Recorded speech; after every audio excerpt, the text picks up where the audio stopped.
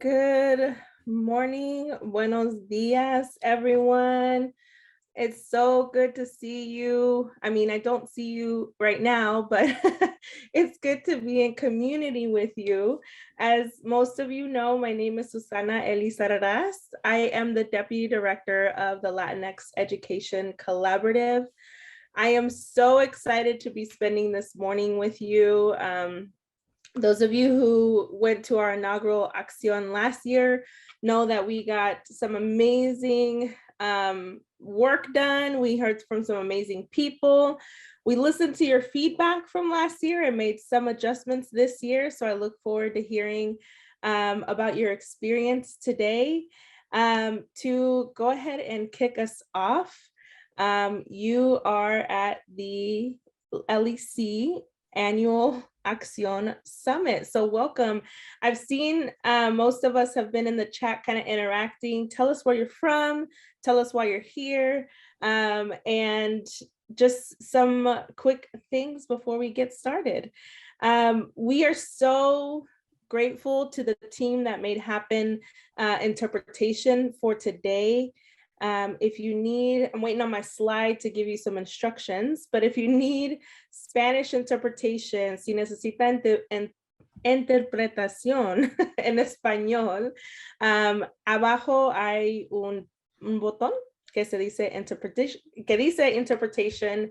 y puede escoger español como su idioma. If you need Spanish interpretation, it is down at the bottom. However, you can also rename yourself and add SP to the beginning of your name, and we will shift you over to Spanish. For example, SP Ivan, or I would rename myself SP Susana. Actually, go ahead and do that if you need Spanish interpretation. Si necesita interpretación, that word is hard, es difícil, en español, cambie su nombre para que diga SP al principio de su nombre, para cuando es tiempo para los breakouts, los podemos poner en el cuarto correcto. Los 3 puntos junto a su foto y a cambiar su nombre a SP y su nombre para que sepamos que necesita interpretación en español. Thank you all for being here. Today, just some housekeeping things before we get started. Ivan, you're good. We can go to the next slide. There we go. As you probably saw, the first 100 registrants that are here today will be receiving the book by our keynote speaker, Beyond the Surface of Restorative Practices. We are so lucky to have Marisol Quevedo Rerucha with us today. I'm so excited to hear from her. So if you were one of the first 100 to register, I may be frozen. There we go. To register, you will be receiving a free copy of her book. We're getting ready to hear her, and I am so excited. I can't wait.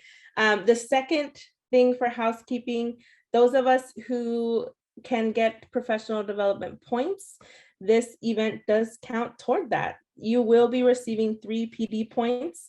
Those either teachers or people who can receive those will be receiving 3 of those for today. We'll need to see you here till the end to be able to award you those 3 points. So make sure you stick around. We know you did some work before this and you'll do some work after. So we'll give you a little bit more for those PD points. And last but not least, for our housekeeping, we will have a survey at the end. Those of you who stick around for the survey and complete it will be receiving a special gift from the LEC and Revolución Educativa. So make sure to stick around and give us some great feedback as always. So to kind of get us started, I have recently come across this practice of land acknowledgements. And my team and I have been talking a lot about land acknowledgements and how important they are, and how, how it helps, it gives reverence to the people whose the original peoples whose land we're on. I'm still learning quite a bit about land acknowledgements. And so I want to learn more before I participate in the practice. But our good friend Luis Ortega provided this resource for us, native-land.ca, where no matter where in the world you are, you can see the native peoples whose land you are on. And so I invite you to head over to nativeland.ca at some point today or in the future. As I said, my team and I were doing lots of research about this and hoping to, genuinely be able, authentically be able to do it once we know a lot more about it. But we do want to give space to all of our ancestors, all of the ancestors who are here with us. You can think of one in particular who you bring into the room with you today. I invite you to do so. Next up, of course, because we're going to be doing a lot of work together with people who you may not know, we want to invite into the room some community agreements. Today is a day to be brave because part of the outcomes of Acción is to look at something that is a problem in your school buildings, in your organizations, and working with someone to bring some solutions, hopefully. So inhabit some brave space today. I invite you to engage with us and be present. I see the chat is going off. Thank you so much for already modeling that. Take space and make space. Our team, the RevEd team, the LEC team, is working really hard to learn more about this. We've been taught quite a bit about how to not take space and to listen and to conform. And so take today to make some space and take some space for yourself. What's heard here stays here. So we may, have some vulnerable conversations, but what you learn here, we hope you take away from here into your buildings and to where you work. And last but not least, acknowledge impact as distinct from intent. So often, when we say things, our intent may be one thing and it may be distinct from impact. So just be mindful of that today. For those of you who are new to the LEC, sorry, we're having some technical difficulties, but we'll keep it moving. We are the Latinx Education Collaborative, and we're working to increase the representation of Latinx educators in K through 12. We were purposeful about keeping the wording educators versus teachers because we give reverence to and appreciate all of those all educators who are in schools, all peoples who are in schools that impact our students. So that can be paraprofessionals, counselors, secretaries, food service workers. So thank you to all the educators who are here today. And that is our mission. Last year, I should say, we released our annual report. The link will be in the chat. Just to give you a glimpse at the things that we've been working on. Yes, Imani, shout out to STEM educators. The things we've been working on and all the things that we learned last year. We love your feedback on our annual report, what we could do better, what you would like to see more of. That link is in the chat for you to, just at your leisure, check out our annual report from last year. Shout out to the team, our team who's in the room. You will see them throughout the day today. Of course, shout out to our amazing founder, Edgar Palacios, who is the founder of not only the LEC, but also Revolución Educativa, who is in the room in the building with us today. You'll learn a lot more about Revolución Educativa today, so be on the lookout. Shout out to my LEC team, Lexi, Delia, Ivan, and Erika. They are in the room today, so engage with them as you can. And then, of course, shout out to the RevEd team, who's also in the room today. Erika and Ivan, dip into both, and then Christy and Devin, thank you so much for all of the work that you do. You'll learn a lot more about both organizations today. All right, I will take a pause there and give you one last welcome to the Acción Summit.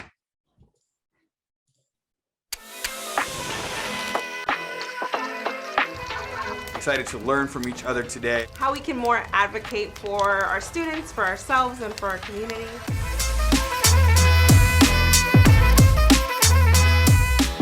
Our community is incredibly hungry to take a next step. And we have a lot of ideas that were elevated and discussed at Evolucion.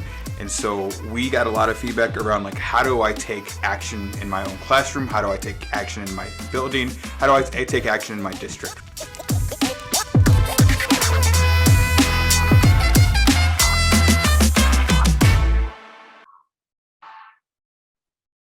All right, so as you heard, Acción was born out of feedback from Evolucion, from people who are ready to move past, maybe not past, but take a step after the learning to get some action going, get some action happening. So that is our purpose here for today. Here in a second, you're going to see our outcomes for the day, probably the reasons why you signed up for Acción. A little bit about our outcomes is to develop and cultivate each other. There are a lot of Latinx educators in the room. I'm so excited for you to learn from each other and maybe do a little bit of teaching as well. Today, to provide development opportunities to elevate and support Latinx educators, of course, with the belief that all students can succeed. And lastly, you will be building some toolkits today, strategies for self-advocacy, advocating for and with students, and advocating for and with the community. The toolkits and the work that you do today, we hope that you take with you and it be a jump off point to some work for you to do in your classrooms and in your school buildings. Just a peek at the agenda before we get started. I'll give you just a second to peek at that. Don't forget that for those PD points, we'll need you here till the end of the summit. And then that survey at the end will qualify you for a special gift from us. So without further ado, let's get started.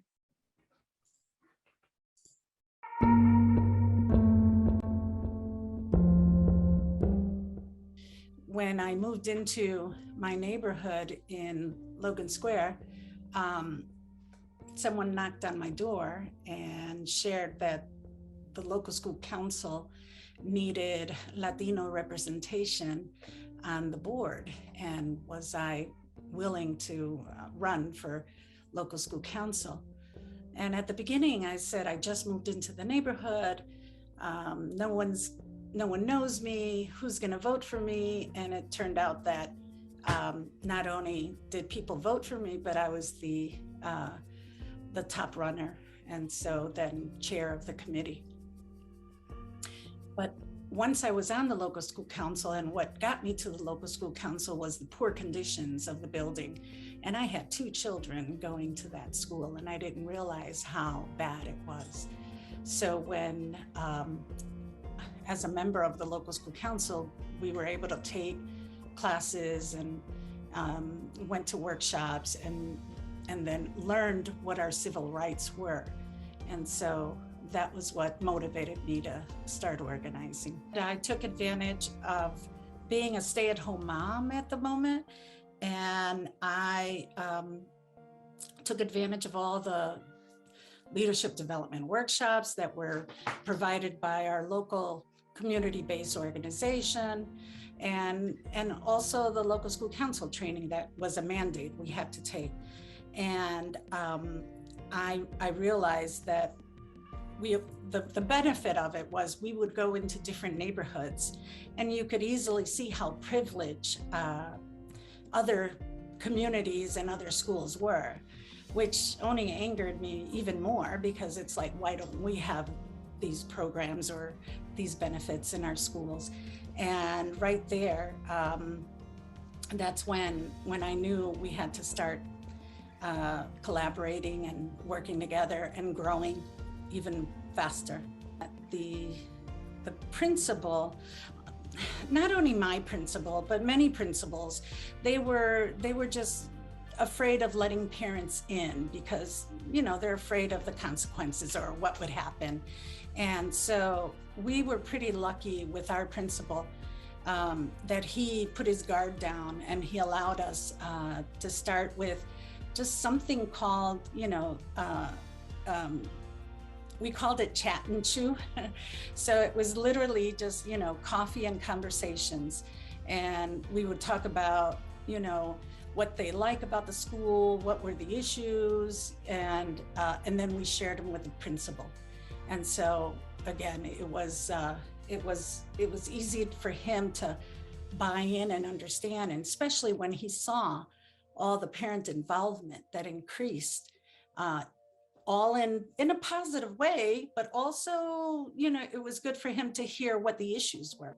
Starting by working in our own community and in our own backyard, and then realizing that a lot of what the Board of Education was doing was a lot of divide and conquer. And so when we would go, they would say, oh, but the African community, African-American community, they need this.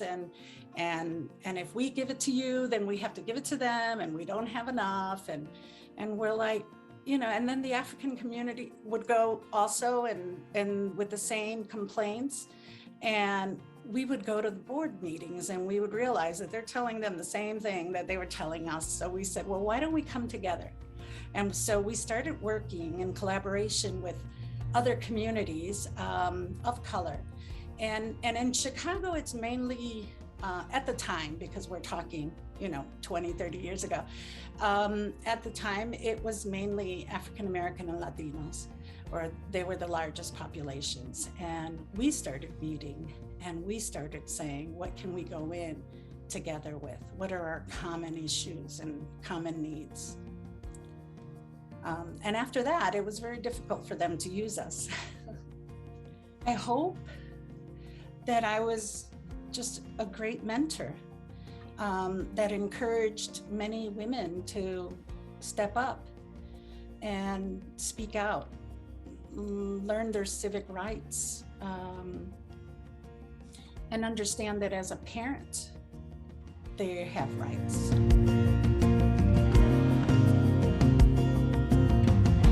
Mi motivo para organizarme empezó cuando llegué aquí a Chicago y entré a trabajar a una fábrica de pintura donde había puras personas mayores y también otras personas que trabajaban en trabajos temporales.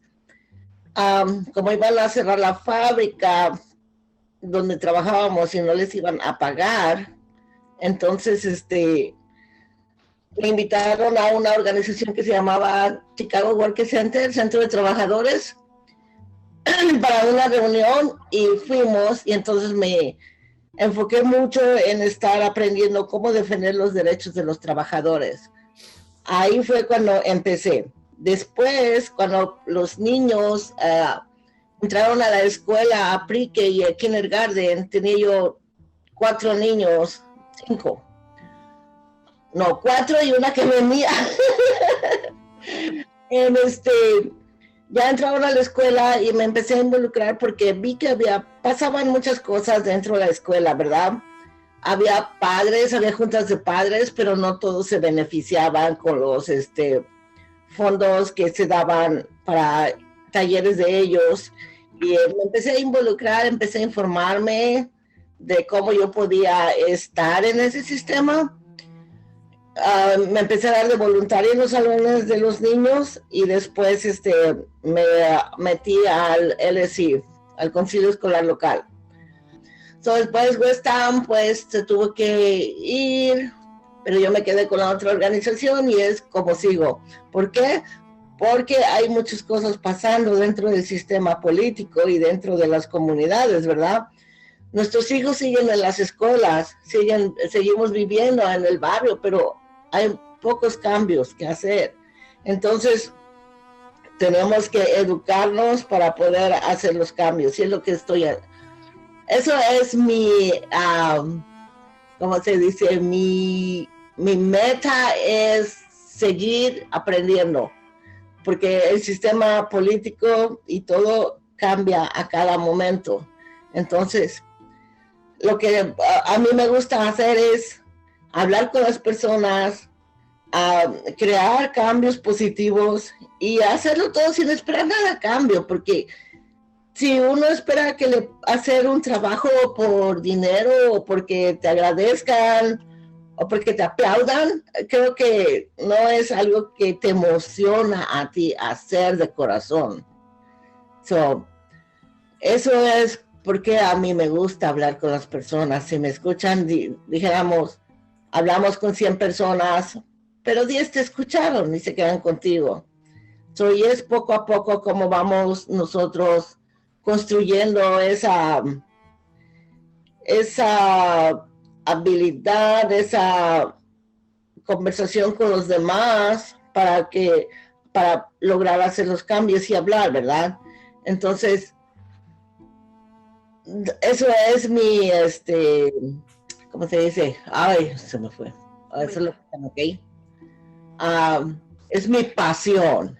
A pesar de todo lo que me ha pasado o lo que tengo que pasar, problemas personales, problemas afuera de mi casa o eso, yo sigo haciendo lo que yo quiero hacer, lo que a mí me apasiona hacer, que es seguir hablando con las personas, seguir educándome a mí misma y compartir lo que yo aprendo con los demás también, porque el legado que tenemos que dejar, o creo para mí dejarlo, es lo que yo aprendo, lo puedo compartir con otros, porque si te quedas con lo que tú aprendes tú misma, no va a funcionar, porque somos como la semilla.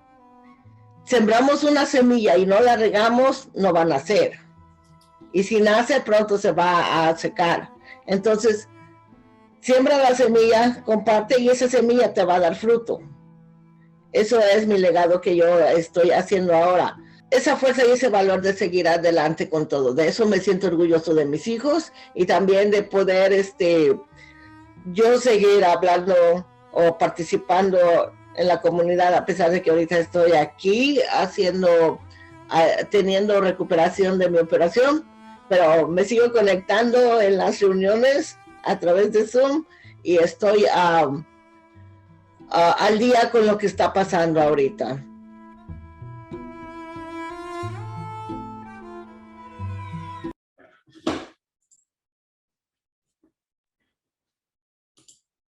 Well, we got started with some amazing voices of activists from around the country. Like I said in the chat, you'll hear from quite a few today, so be ready to be inspired. Without further ado, we invite Marisol Quevedo Rerucha to be with us today. She is a mother, an abuela, Chicana, educator, writer, advocate, and speaker. She serves as a chief of strategy and partnerships for the National Parents Union. She's a proven leader who doesn't just talk about healing, equity, social justice, and disrupting generational trauma. She has both lived experience and a proven record of doing this work while leading change in education and nonprofit systems. As a former teacher, principal, and district leader, she uses her voice to challenge systems of oppression and, more importantly, amplifies the voices of others. The impact of her passion, experience, work, and voice is felt beyond her own community as she serves in the following ways: as Director of Culture and Community for DVC Incorporated, Chair of Unidos US National Institute for Latino School Leaders Alumni Council, board member of Youth Empowerment's Finest, and as a partner with organizations, nonprofit and for-profit businesses to provide comprehensive strategic action planning. Her book, Beyond the Surface of Restorative Practices, Building an Organizational Culture of Equity, Connection, and Healing, was released March of 2021. Marisol Quevedo Rerucha, everyone. Thank you so much, Susana. Thank you to Edgar. Thank you to Christy Moreno, Devin Teran, and your teams at Revolución Educativa and Latinx Education Collaborative. It is an honor to be with you and just be able to share this space.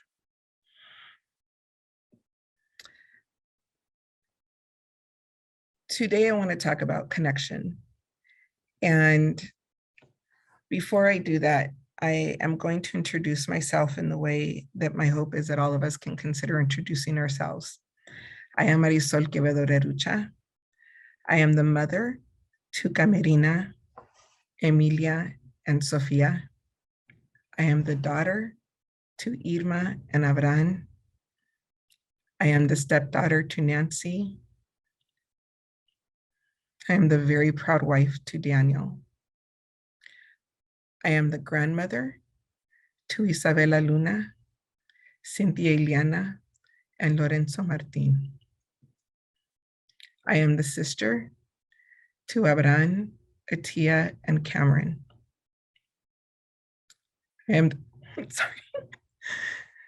the granddaughter to Carmen Bedoya Quevedo, Francisco Quevedo, Alejandro Castro, and Camerina Rodriguez Castro.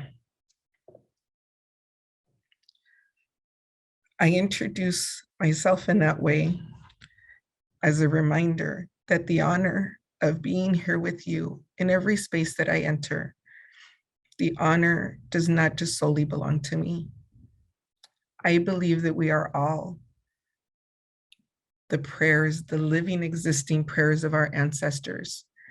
And we carry the prayers for our future ancestors, for not only those children with whom we share blood, but those children who we choose to love. And we are also hold the prayers for their children and their grandchildren. Dr. Sharon Grant Henry, one of my elders and one of my ancestors, taught me that when we choose each other as family and we choose to be in relationship with one another, that we become a part of each other's DNA. And I also believe that what is also a part of our DNA is the land in which we come from and the land in which we choose to live and where we travel. That the tierra of our people, the tierra of the mountains, the tierra, the ocean waters, it all exists within us.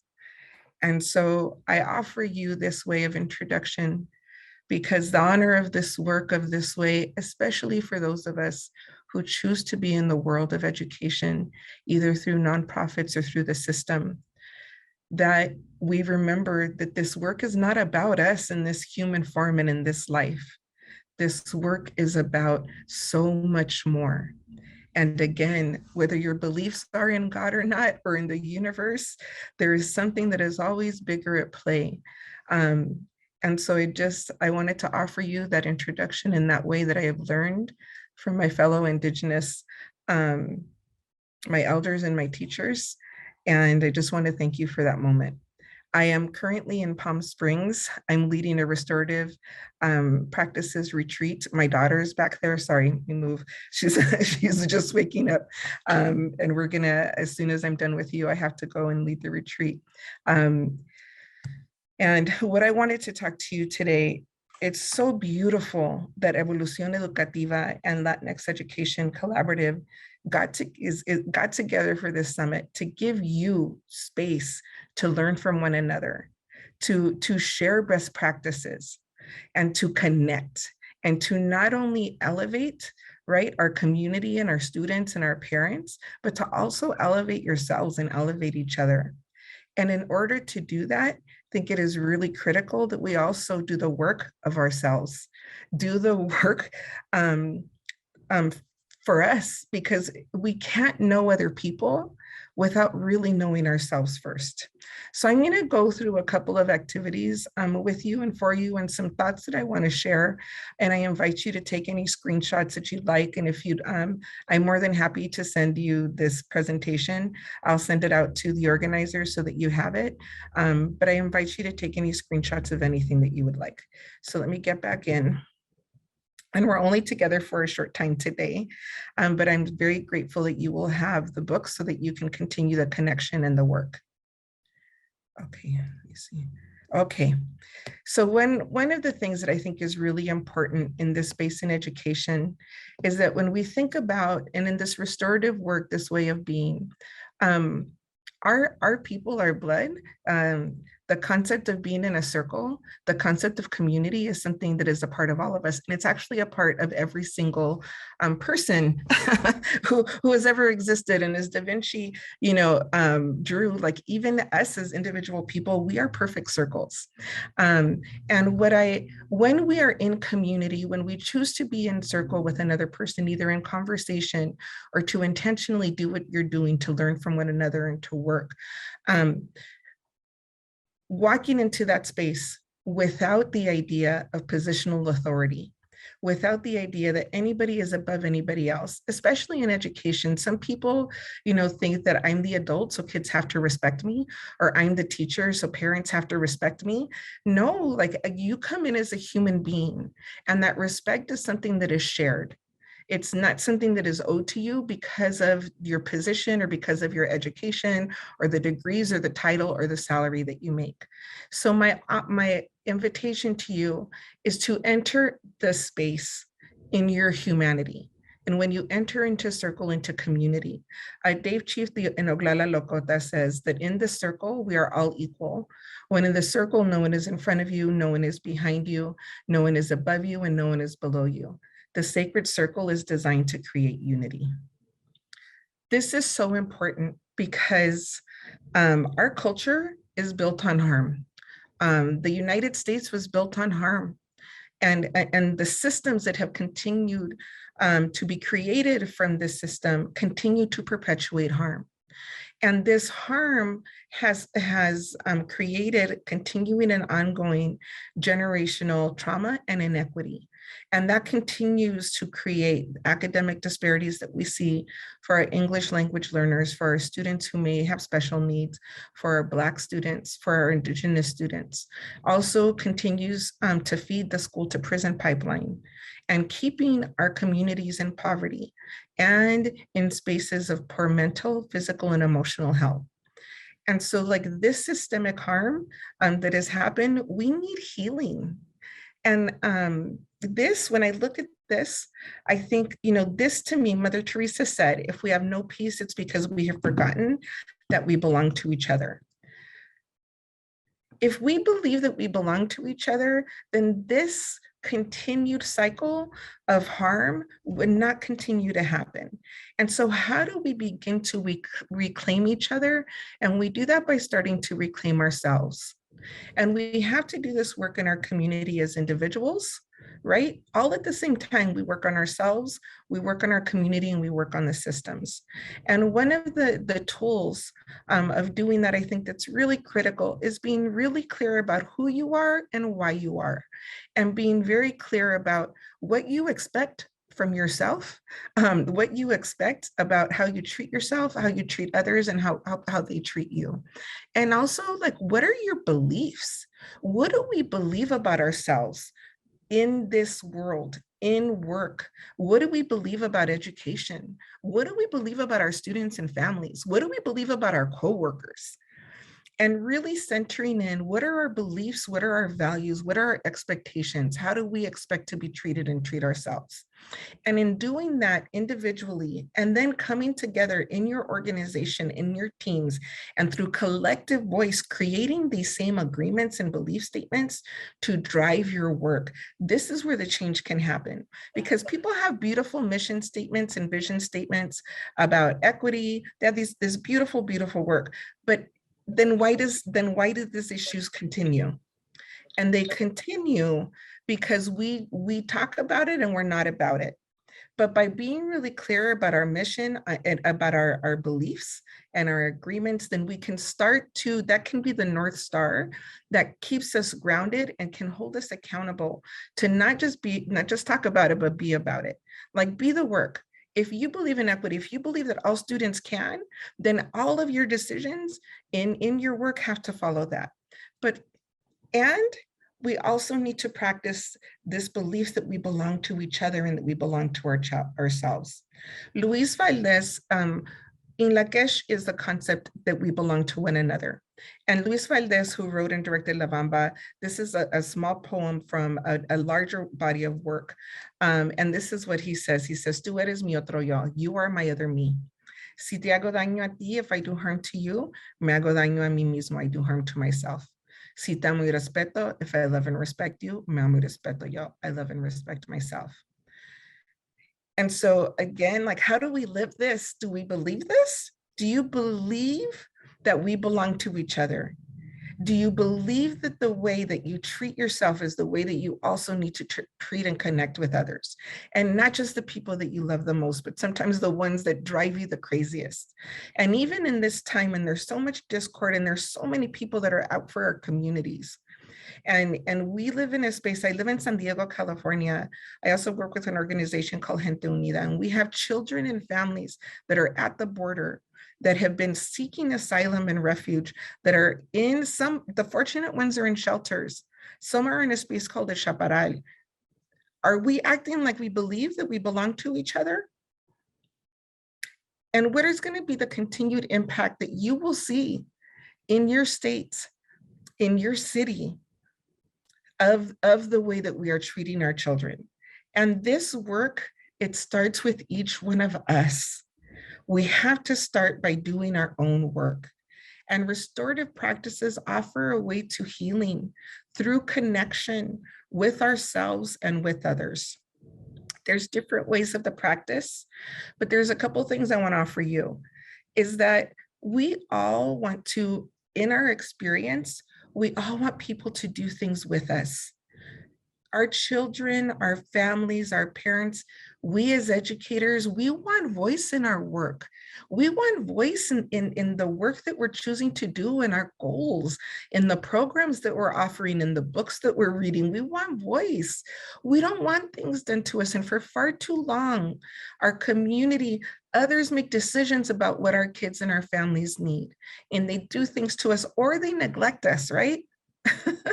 Or sometimes the well-meaning, they do things for us and they cause our children to be dependent learners, as Arita Hammond and culturally responsive teaching in the brain describes. But we want to do with, and how do we create this space? And that's part of what Revolución Educativa and the Latinx Education Collaborative is doing, right? Like, let's do this with each other. But we also have to start that work from within. And one of the things that I want to leave you with is Viktor Frankl's quote. He wrote this book, A Man's Search for Meaning, that many of you might know. But he said, the one thing that you can't take away from me is the way that I choose to respond what you do to me. The last of one's freedoms is to choose one's attitude in any given circumstance. His family was killed in Nazi Germany. He was in a concentration camp.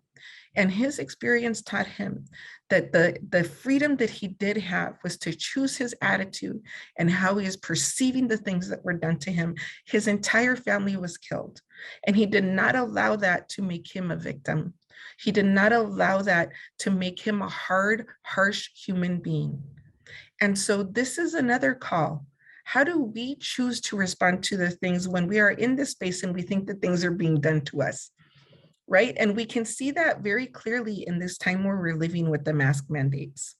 I want to invite you to also do a dive into mindset, what Carol Dweck talks about as fixed mindset and growth mindset. And if you are somebody, I think a lot of us think that we all have growth mindset, but if you truly are, then what you do is you embrace challenge, you embrace things that are difficult, and you don't give up, and you celebrate yourselves and you celebrate each other. I'm going to go ahead and stop sharing because I only have about a minute left. But I also, one of the invitations that I want to make to you is to think about in your mindset, if you believe that you belong to each other, then how is it that you act that? And I want, how do you show that? Not just in the things that you think and the things that you say, but in the things that you do, in the way that you treat yourself and that you treat others. And I want to also introduce you to another idea, which is what I call a heart set. Because our culture, the society has taught us, that is a very white-centered culture, has taught us that it's about our mind, right? But really, like, we know in our cultura that it's also about our heart, our corazón, our spirit. And what are the beliefs that we carry from our heart? So my invitation to you, and I'm sorry that I don't have more time with you, but my invitation to you is to think about, are you somebody that has that growth mindset, that belief that when there is failure or when there is rejection or heartbreak, that there is growth that can be had and that you don't give up, but also being really clear with yourself. What are the beliefs that you carry from your heart? And then how does that act and look like in your connection with yourself and with other people? Who you are should be who you are in every relationship, in every space, in your home, at the grocery store, behind the wheel, at work. And my hope is that you believe, right, that we're in this world to be the best version of ourselves. And in order to do that, to be the best version of ourselves, you have to do the work of facing what's keeping you from being the best version of yourself. And that's the hard work. And so my open invitation to you is for connection. Let me put a screen on really quick so I can, let me scroll here. I want to just give you really quick some additional resources. I believe that you will be receiving the book Beyond the Surface of Restorative Practices. Please connect with me at any time. Here are some other books that I think are absolutely amazing. And then lastly, if you want to connect, here is my email. I'm Marisol Rerucha on all social media. And I have a new IG that has very few posts, but Restorative Mindset that will be starting soon. And so let me go ahead and take that off. Hold on 1 second. Okay. Oh, I don't think I shared it. Okay. Okay. Well, there we go. I just want to thank you for this moment. Thank you for the time. And I will, I see you want the slide. I'm sorry, I wasn't paying attention to the comments, but I'll make sure that you get these slides. And I'm sorry it was such a short amount of time, but know how grateful I am to have shared this moment and to make the offerings and the invitations. Thank you. Marisol, thank you so much. I don't think there would be enough time just in any amount of time to hear more from you. Thank you for sharing those parts of yourself and all of the things that you shared with us today. I mean, check out the chat, you know, it's obviously very much appreciated and very much loved. Marisol, thank you for sharing yourself with us this morning. We hope to connect soon. Well, Acción participants, we're going to hear from another activist really quick as we kind of, you know, what's that called? Digest what Marisol shared with us. So here we go.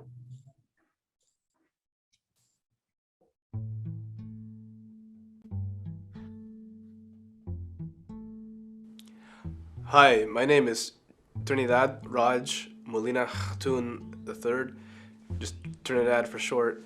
I'm Bengali, Mexican American, and biracial, so I identify with many peoples, and I do a lot of community organizing right now, especially local neighborhood scale organizing in the historic Northeast with my work with Jerusalem Farm, where I live and work with the community there. And I'm also on the board of AIR, Advocates for Immigrant Rights and Reconciliation. I used to be the lead organizer for AIR, and I still end up supporting a lot in the background for immigration rights and for immigration advocacy.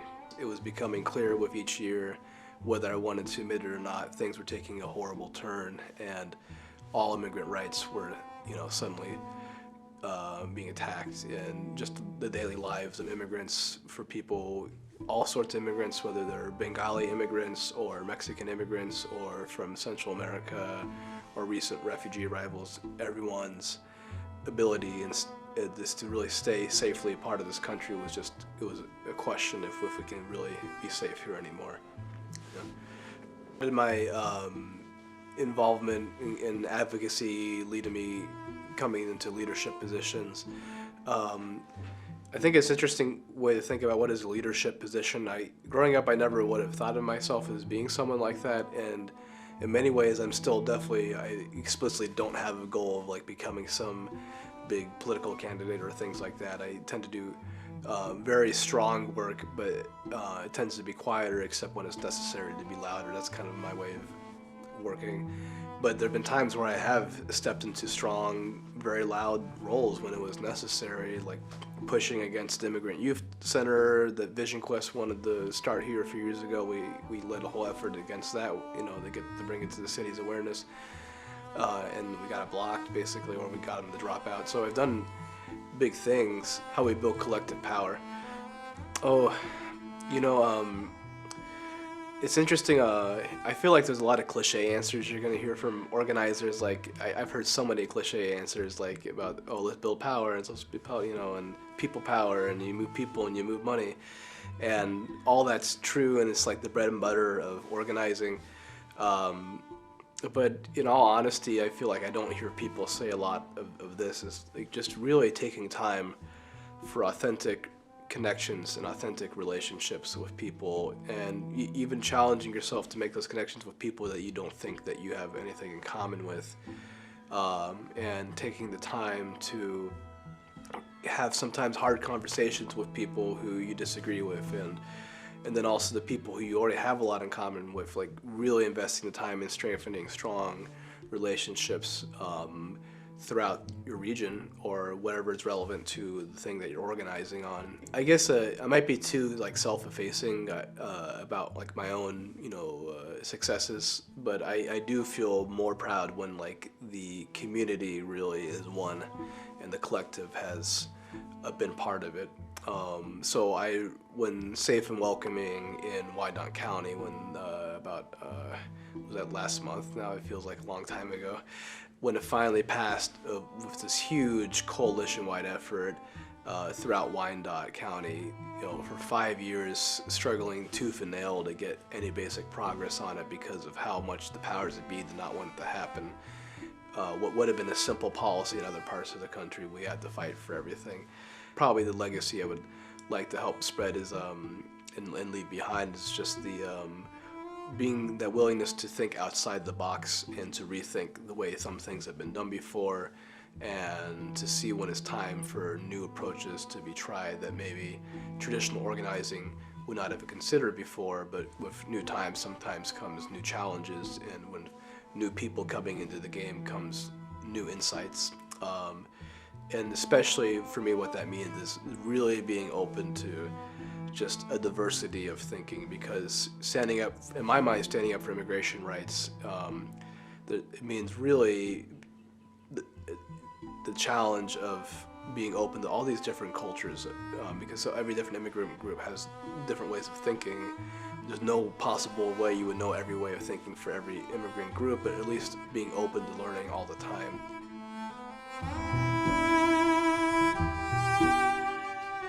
Yo decidí empezar a movilizar, a involucrarme para movilizar a la comunidad y yo misma, fue por ver que había desigualdad en cuanto a servicios a la comunidad, sobre todo a la comunidad inmigrante, que no eran todo igual. Entonces, por naturaleza, yo me gusta mucho la justicia social, ¿verdad? Entonces, siempre estoy luchando por que haya las mismas oportunidades para todos, desde el hecho de inmigración, el tema de inmigración, justicia económica, el acceso a la salud y la violencia de género. Entonces fue cuando yo empecé a ver que había una oportunidad de hacer cambios en la comunidad, en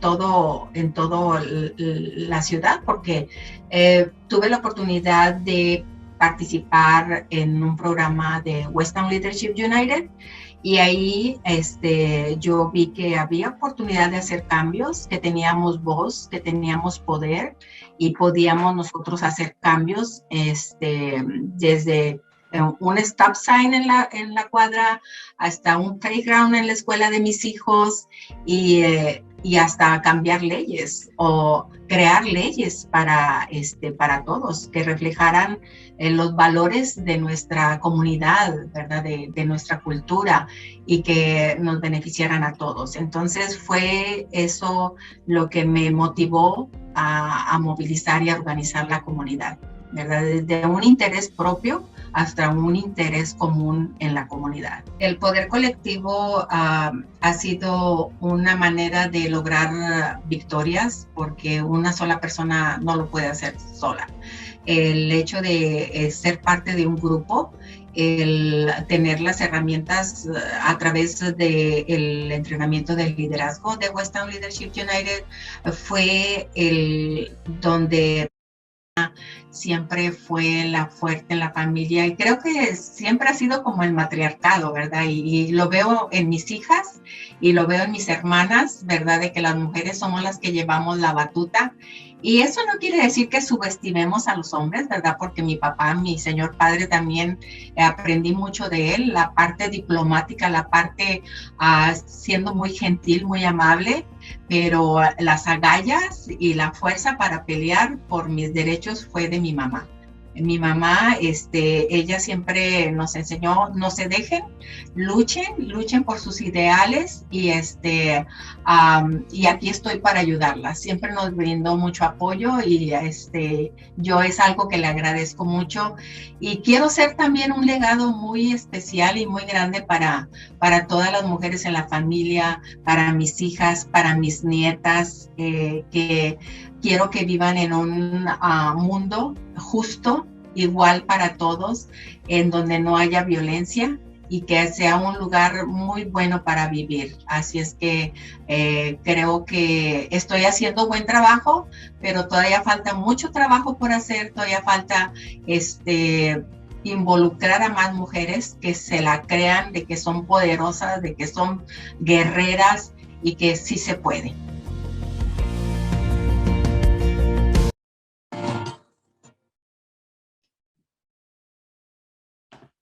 I love it.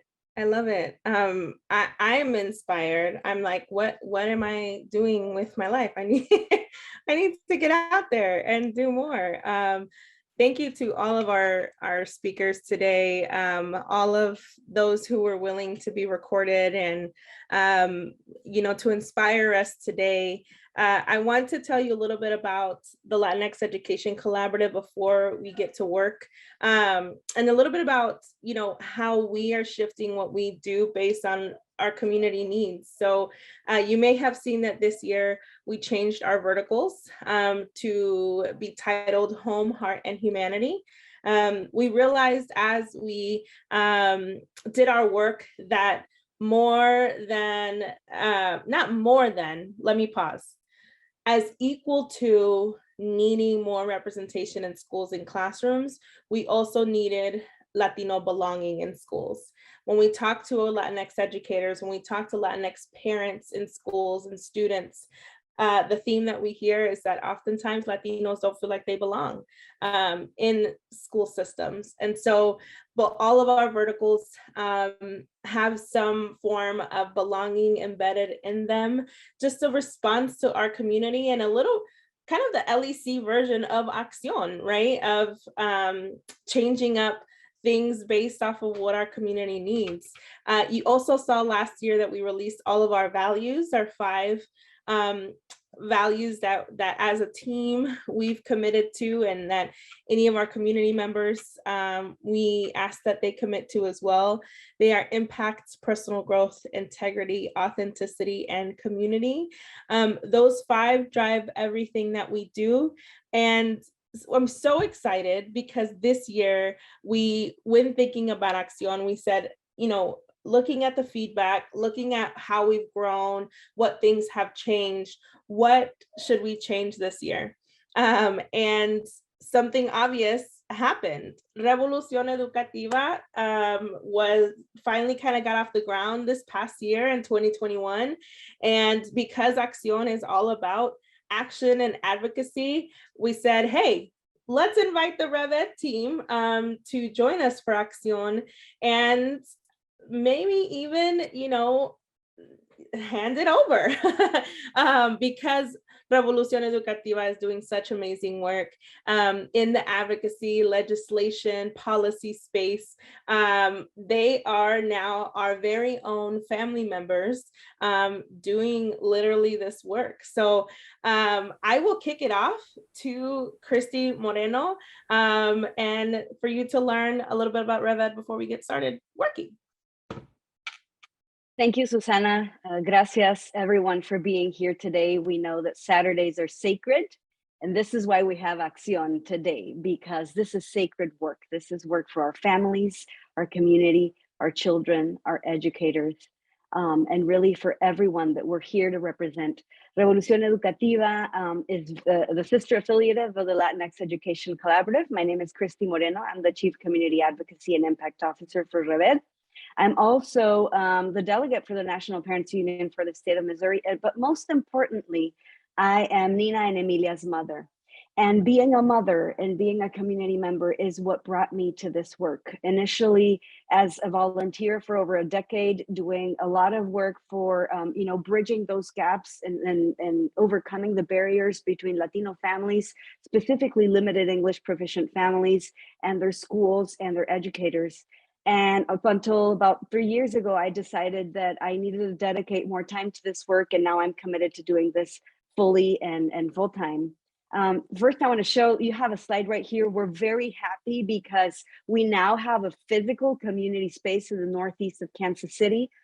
We would love for you that are here in Kansas City to come visit us. And those of you coming to Kansas City, hopefully sometime soon, to come visit our space. We are at 2203 Lexington Avenue. And this is a space for everybody. It's a space where we're hosting a lot of community events. We are hosting professional development. We are hosting family advocacy supports and a variety of events. So please visit us soon. Revolución Educativa, our mission really is to build sustained collective power within the Latino community in Kansas City and really beyond.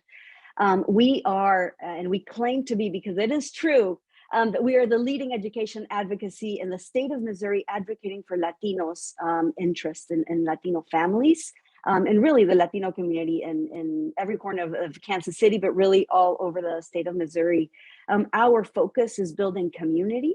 It is advocating for specific issues that impact Latino students, our families, our educators, and again, also building that need and that hunger for engaging in civic and political action. We know, and we have seen it time and time again, that bringing the community together, providing services, all of that is amazing and very important work, but it's at the policy level that we need to see change. We need to be joining those decision-making tables where decisions about our day-to-day and our daily lives are being made, oftentimes without our input, oftentimes without representation, oftentimes without recognition that we are the fastest growing subgroup, not only in Kansas City, but across the United States. Our why, specifically because we started our why at a local level, is because we have over 51,000 Latinx students in the greater Kansas City metro area, and only 1% of Latino educators representing our children. This is obviously very inequitable for our kids. We know that when children see themselves represented at every level in their classroom, within their school community, within their neighborhood, within politics, not only will they trust that we're doing work for their future to better their future, but that we have their best interest at heart.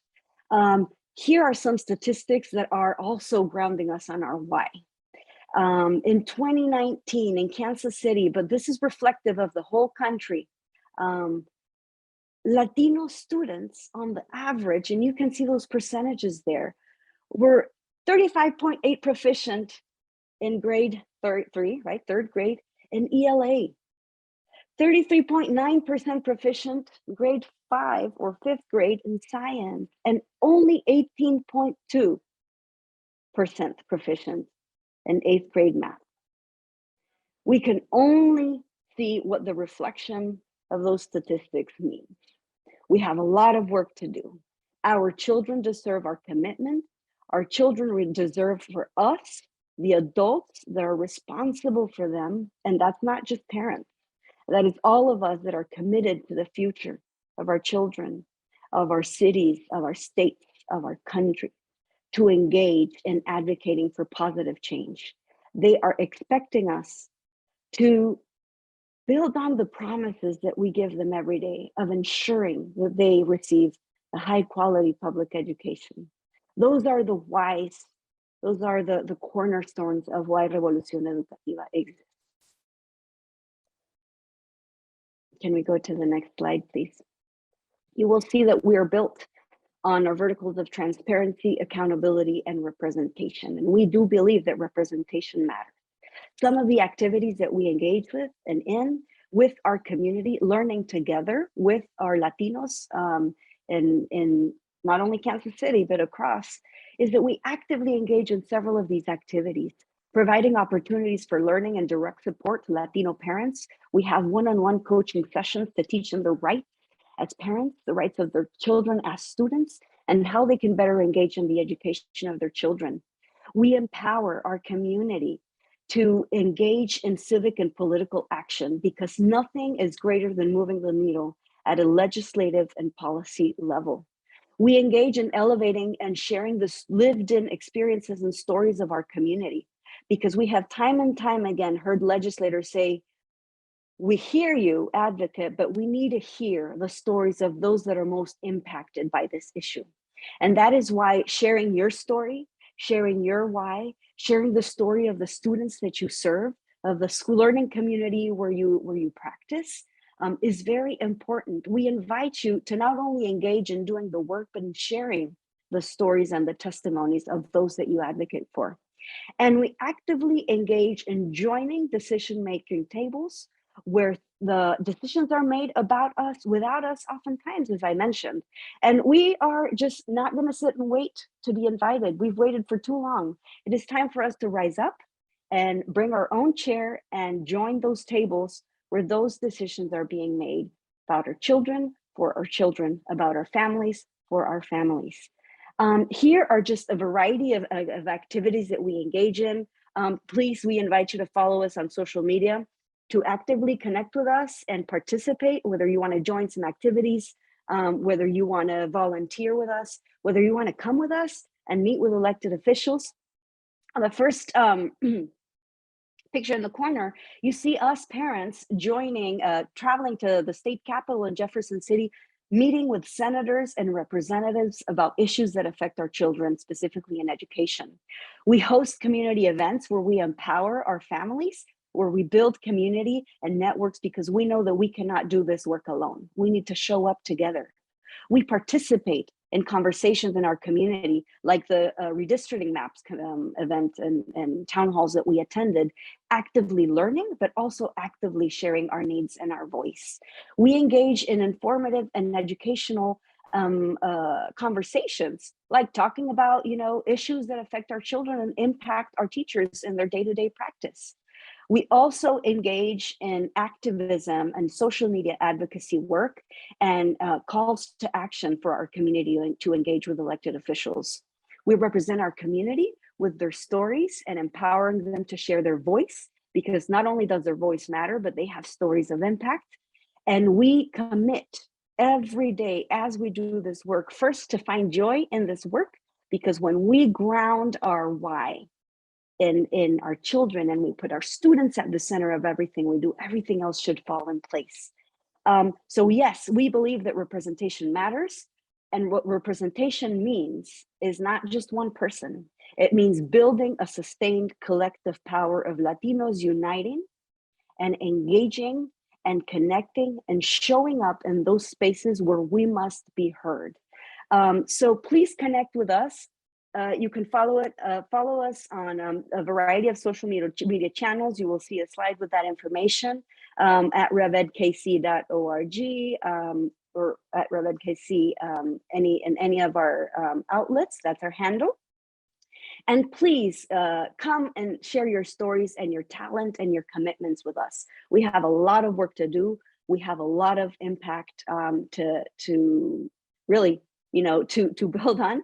And we are here for you, and we are here with you, because we are learning as we do this work. And that's the most important message that I want to leave you all with, is that here we are building community, learning together. Thank you so much. Please connect with me. And now we are going to transition to a very important activity today. The first thing I want to mention is that if you want to participate in a Spanish language breakout group, please change your name to add SP at the beginning or at the end, so that you will be put in a Spanish language group. The protocol that you will be shared as soon as they drop the link here in the chat of how we will engage and interact in this activity is as simple as this. We are going to put you in a group of 3 or maximum 4 people. Every presenter or every participant is going to take the time, and we're going to do it by shifts of 10 minutes, to present an issue, a concern, an obstacle that you're experiencing, that you see, or that you're facing, or that your students are facing, and address it in briefly, right? Explain what that concern is. Why does it matter? How is it impacting your community? Have you tried to solve this problem before? After that, you are going to be asked to listen, and the group that you presented your issue to is going to brainstorm about the possibilities that they see in problem solving this issue. How can they come together? Who are the resources? Who can you talk to? How can you activate the community to advocate in unison for this issue? And then part 3, the third step, is that you are going to take about 4 minutes to debrief and talk together about what the best possible solution to overcoming this obstacle, to fixing this inequity would be.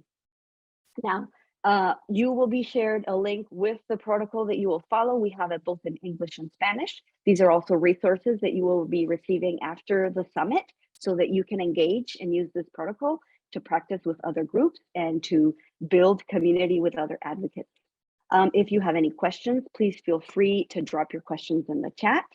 And we are ready for you to join your breakout rooms, build community together, talk about concerns, issues, and possible solutions, and build the strength and the courage to share this issue that you want to overcome. Please, after that, we're going to come back to the main room, and we're going to close our summit with another powerful set of testimonials and some community agreements. Thank you so much. A pleasure to be in front of all of you today, and I look forward to connecting with you in person.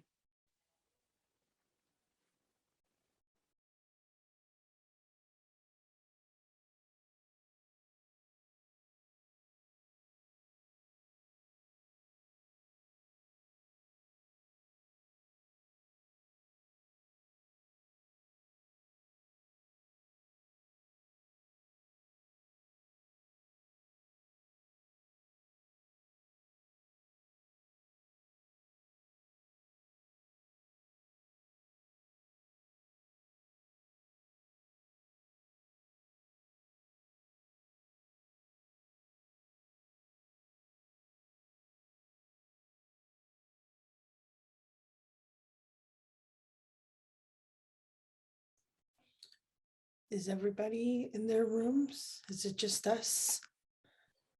I think. So my mom's not following directions. No. I hear her connecting though. I think you put her in with Cindy, one of my friends, and Berta. Okay. We do have a couple of attendees here with us. Mm-hmm. I actually just noticed Margarita, Angelo. Christy, I don't know where to put Bruno. Should I put him somewhere? Yeah, you could. Okay. No, just leave him here, I think. Okay. Christy, I hopped on the Spanish. Your mom, Joyce, is amazing. Like she was like right there. Yeah, she's phenomenal. I was trying to interpret in Spanish, and then like when you were talking, Christy, you just spoke in English because there's an interpreter. So I'm like struggling, like interpretación. Embarrassing myself. Hey, Edgar. How's the recording?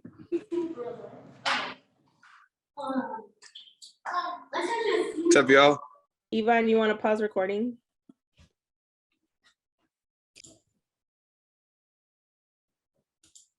Yes. Mm-hmm. Yes.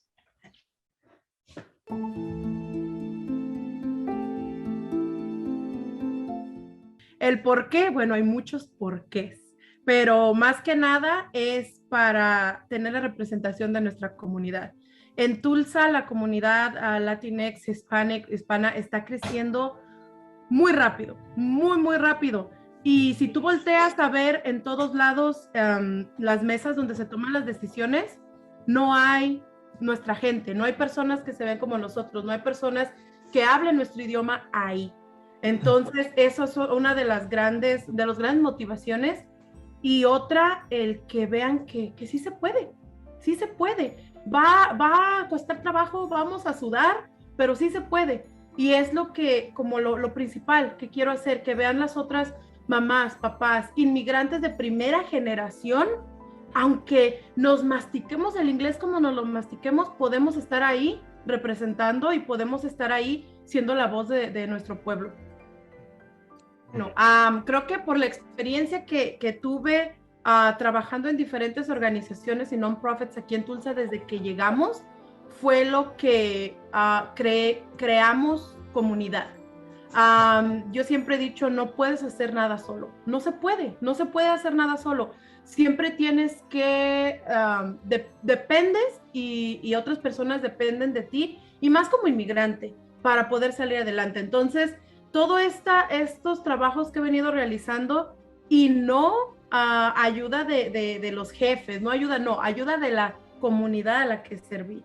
De todas estas, a mí voy más a escuchar mucho repetir las palabras mamás y papás porque son con los que he trabajado directamente con ellos, y gracias a todos ellos, como decimos, ¿no? Cuando vendes Tupperware, que pasas la voz, así como, ya viste, cuidado, anda corriendo, ya viste, cuidado, anda, que se quiere meter acá, que al board, todo esto. Fue así como se creó esta comunidad, y todos teníamos el objetivo en común, que era simplemente la representación. ¿De qué estoy orgullosa? ¡Ay! De muchas cosas. Estoy más que nada, lo que me causa mucho orgullo, fíjate, primero hablando de mi persona, es el saber dónde estamos ahorita, mi esposo, mi hija y yo, saber todo el camino que hemos recorrido, todo el racismo al que nos hemos enfrentado, las cosas que pasas como inmigrante sin documentos, con documentos, todo esto para donde estamos ahorita. Para mí es decir, wow, todo esto pasó, tenemos 7 años, vamos a ajustar apenas 7 años aquí en Tulsa, y es sorprendente. Y como te digo nuevamente, no lo hemos hecho solos, no ha sido solos, y estoy orgullosa de la comunidad en la que llegué. Ahora sí que la comunidad en que caímos es lo que más me da orgullo. Ese es orgullo de ver a los papás alzar la voz, de recién te ven y te dicen, no, es que yo no sé hablar inglés, yo no puedo hacer esto, y cuando los ves ahí peleando por sus hijos, cuando los ves ahí alzando la voz, diciendo, necesitamos documentos en español, eso me da, mira, se me pone la piel chinita, me da mucho orgullo también eso. Un logro, yo pienso que el logro de haber entrado al board es eso lo que más me llena de emoción. El estar en la junta educativa es un logro que ahora sí que dije, lo voy a hacer, sí se puede, sí se puede. Este es un logro muy grande que nuevamente no se pudo hacer solos. Y el legado, eso es bien bueno. Qué bueno que mencionas esto de el legado, porque uno de los principales objetivos que estoy ahí es que los demás papás, los demás miembros de la comunidad vean que sí se puede. Este es el legado que quiero dejar. Cuando termine mi tiempo ahí en el board, no quiero que entre una persona que no nos represente. Quiero que entre la señora Juanita, la señora Antonia, el señor Pedro. Quiero que estén ahí. Lo último que quiero agregar es decirle a los papás, principalmente papás, mamás inmigrantes, nuevamente, primera generación, llegaron aquí hace 2 años, un año pasado, este año, hace 10, 20 años, involúcrense en la educación de sus hijos.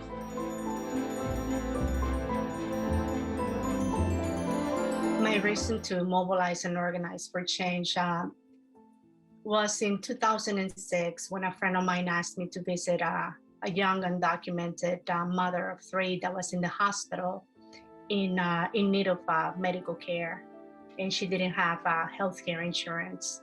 They actually kicked her out of the hospital, and I had in my heart and in my mind, no option but to help her. And ever since, I haven't stopped. I haven't stopped being engaged, being involved, and utilizing also my own skills and abilities to help my community. Like, and more recently, since I've been raising one of my nephews since 2018, and I got to see how the educational system is really breaking our children down. And we came into a public school here in Minneapolis, Minnesota in January 2019. And by October of 2019, we were able to get rid of the principal that was not helping our communities. And he's been my motivation to be engaged in education. My involvement in advocating for educational change, I'll go back again, you know, it has been my nephew, and seeing how brown and Black kids are really not put in the center of the conversation. I decided to run for school board. We went from shutting down the school board meetings to getting elected.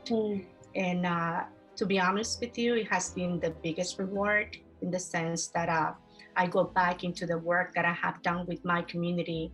And the team that was put together for my campaign was a recollection of individuals, mostly young people that I have done work with for the last 5 years. So building alliances and building that collective power, it is crucial.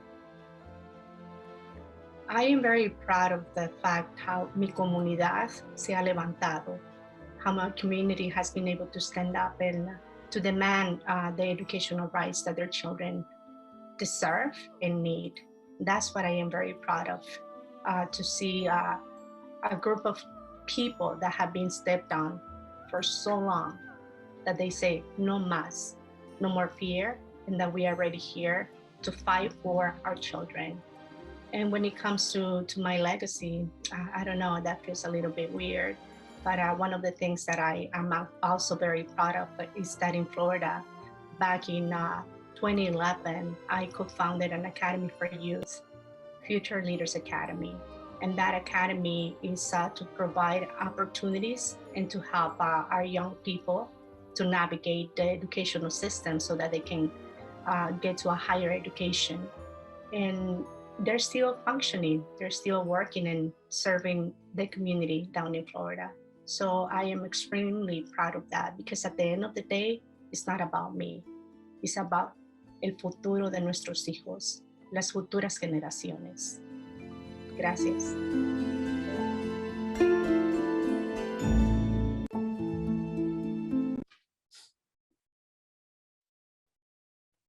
We are very grateful to these 6 advocates and activists, powerful Latinos who have been doing boots on the ground work for many years, for really bringing impact to their communities, for really elevating the voices of Latinx people around them, with them, in front of them, together working side by side.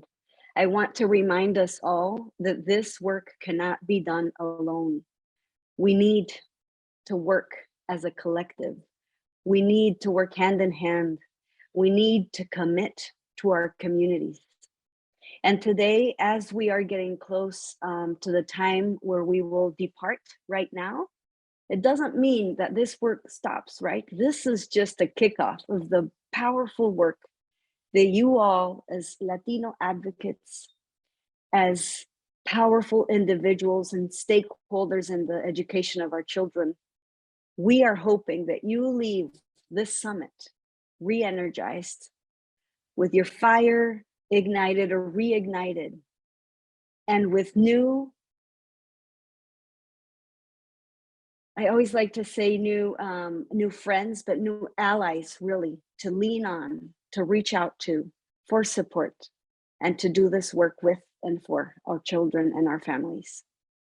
I hope that we commit to start working for change today, with the exercise of sharing out your concerns, your obstacles, the needs of your community in the breakout rooms.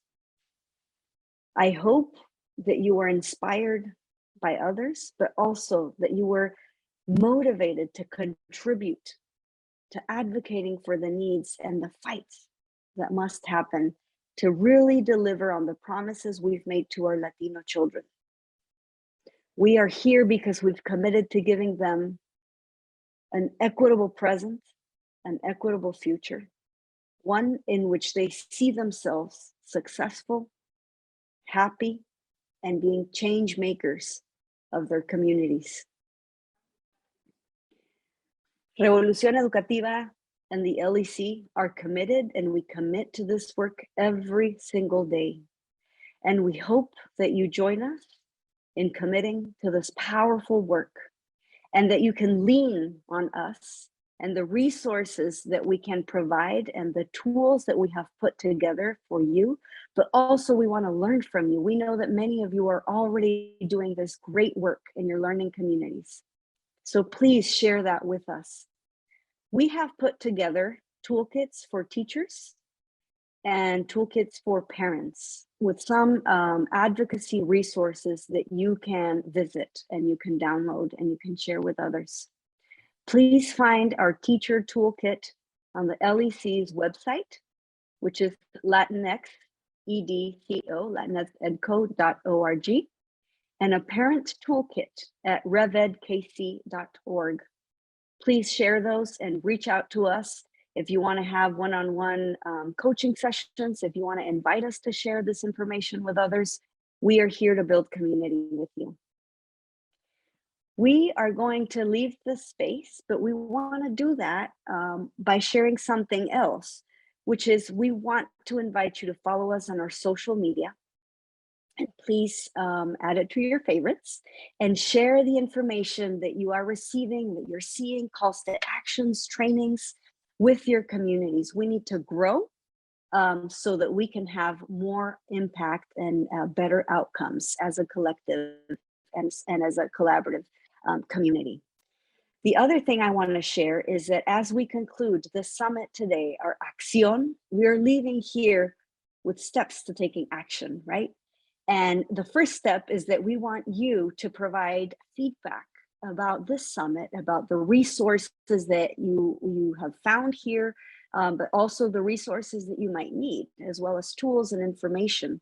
We have a survey that's going to be sent out to you, but really if someone can switch the slide, if you can pull out your phone and scan the QR code that you're going to see on screen, everybody that completes the survey is going to receive a gift box from the RevEd and LEC teams, and as well as receiving a copy of Marisol Quevedo Rerucha's book, Beyond the Surface of Restorative Practices. We want to hear from you. We want to partner with you. We want to support your work. We want to brainstorm and bring change to the community that you serve and that you represent. And we want to do this hand in hand with you.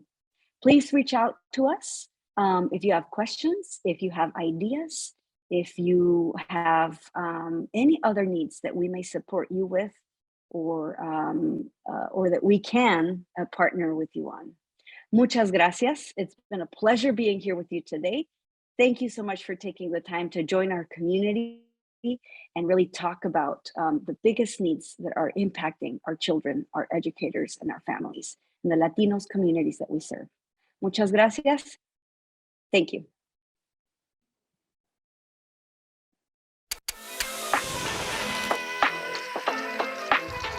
Excited to learn from each other today. How we can more advocate for our students, for ourselves, and for our community.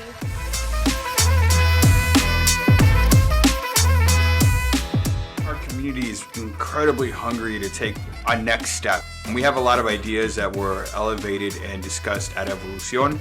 And so we got a lot of feedback around like, how do I take action in my own classroom? How do I take action in my building? How do I take action in my district?